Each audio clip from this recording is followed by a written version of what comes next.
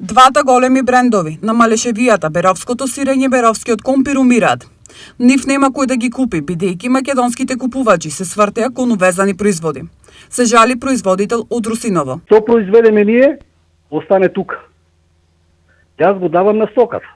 Кога народот крекна, значи народот тргна по маркетите като чорап за тојага што вика. Значи домашниот производ никој не го погледнува. Некогаш во Малешевијата се произведуваа 1000 тони компир, а сега производството е намалено за 5 пати. Ако да речеме лани е било 10 хектара, само може да се 2.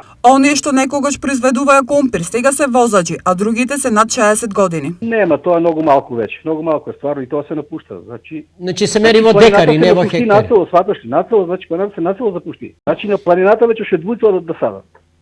Да. А ќе зарежат и они од веќе по 70 години, зашо ќе оди? И си останува тука.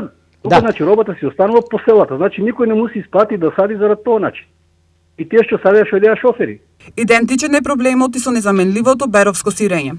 Абе јас сирење, ето таа година, јас сум производител истина сирење. Да. Пол канти испратих за Скопје, за Куманово, за Велес.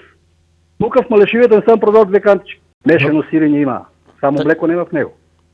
Да, и прочуеното беровско сирење, да, Малешевско. Ама чуено, ама Така. ќе умре. Од тука, апелот на производителите е следниот.